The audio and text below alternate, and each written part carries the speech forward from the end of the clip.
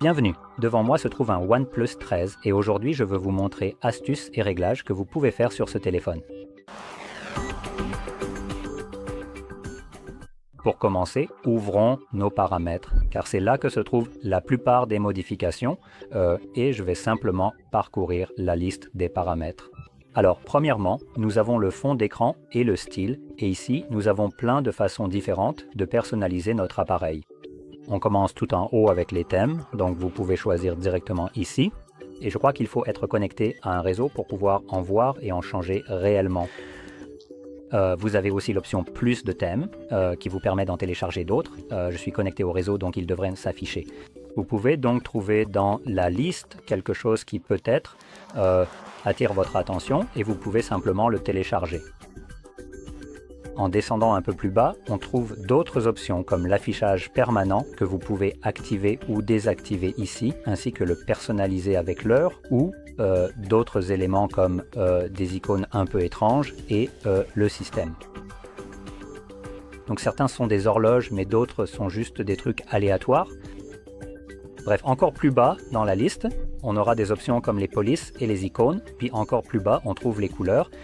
Donc ce sont toutes les couleurs d'accentuation présentes sur l'appareil, comme les boutons bleus ici, ou toutes les couleurs utilisées dans les paramètres, les icônes qui se trouvent généralement sur le côté de la page principale des paramètres.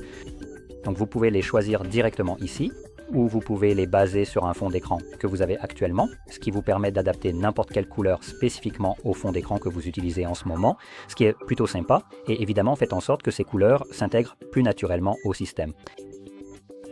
Encore plus bas, on aura des options supplémentaires comme l'animation de l'empreinte digitale. Si vous utilisez une empreinte, vous pouvez changer l'animation du cercle de déverrouillage quand vous posez votre doigt sur l'écran. Et certaines d'entre elles sont vraiment sympas, je dirais.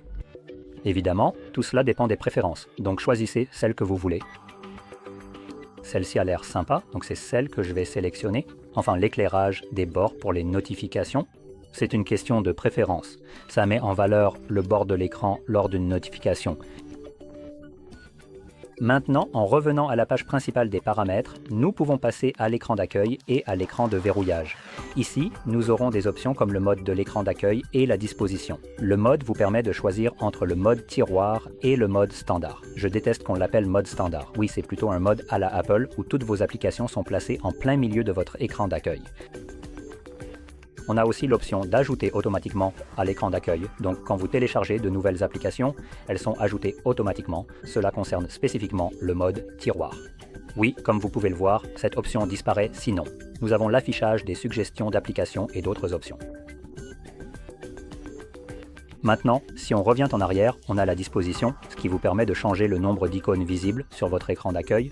Ici, on a une grille de 4 par 6 ou de 5 par 6, ce qui permet simplement d'ajouter une icône de plus et de tout resserrer pour que ce soit plus compact. Vous pouvez donc organiser vos éléments comme vous le souhaitez. Maintenant, une autre option vraiment sympa ici est le geste de balayage vers le bas, et ce n'est en fait pas du tout ce à quoi je m'attendais personnellement. Je vais donc parler de celle-ci, puis aborder le vrai geste de balayage vers le bas, qui, je suppose, s'appelle ici le balayage d'icônes vers le bas.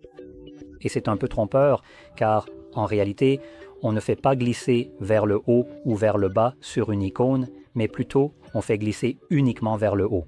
Bref, c'est en fait un simple mode à une main, donc pour le fermer, il suffit de simplement... Allez. Comment est-ce que ça marche? Voilà. C'est donc un peu capricieux, ce qui peut être un peu difficile. Voilà. Comme vous pouvez le constater et le voir, ça ne se lance pas toujours pour moi. Je fais un peu trop glisser les notifications vers le haut, à moins que... Oh, des... Non, ça ne fait que le déplacer. Donc oui, c'est un peu bizarre. Je dois le faire plusieurs fois, mais ce que ça fait la plupart du temps, c'est déplacer toutes les icônes qui sont plus hautes pour que vous puissiez vraiment les atteindre. Et quand vous essayez de les atteindre, essayons encore une fois. Ouais, mec. Ouais, mec. Oh, bon sang. Là, je ne suis pas sûr de m'y prendre correctement. Allez, quoi. Je commence à perdre patience ici. C'est juste agaçant, là. Bon, tu sais quoi? j'abandonne. Cette fonctionnalité est vraiment nulle. Alors oubliez celle-là, c'est un vrai désastre. Normalement, ça devrait fonctionner simplement en tirant vers le haut, mais je pense que ça se complique parce que ce geste permet aussi d'ouvrir le tiroir d'application. Mais ce que vous feriez, c'est que quand ça rétrécit, vous pouvez simplement, en déplaçant votre doigt vers le haut, tout en le maintenant, quand vous relâchez sur l'icône sur laquelle vous survolez, ça ouvrira cette icône. C'est en gros ce que cette fonction ferait. Mais l'option à laquelle je pensais vraiment et que je voulais vous montrer, c'est quelque chose qui n'est pas activé par défaut, donc c'est le geste de balayage vers le bas. Par défaut, cela va systématiquement essayer d'ouvrir l'application Shelf, ce qui personnellement ne m'intéresse pas vraiment du tout.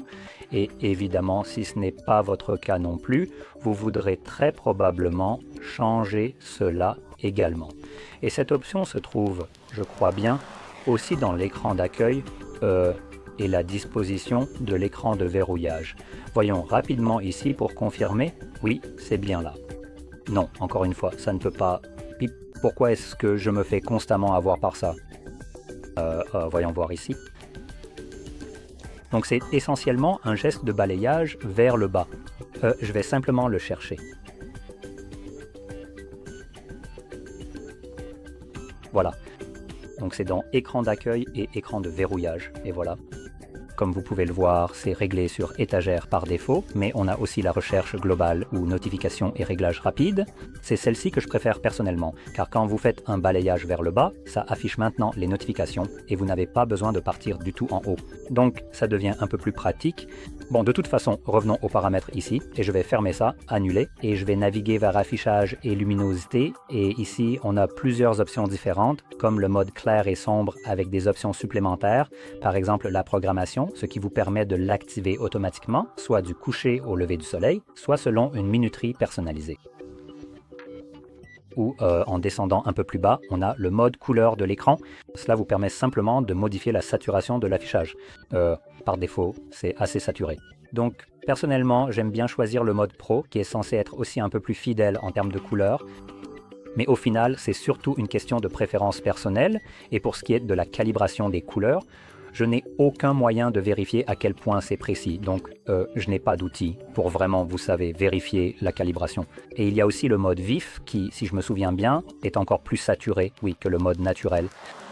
Le mode Pro est le moins saturé, et c'est justement ce que je préfère. Un peu plus bas, on a aussi la température, on a chaud, froid, et le mode par défaut, qui est en gros entre les deux. Chaud signifie que l'image sera plus rougeâtre, froide veut dire plus bleutée.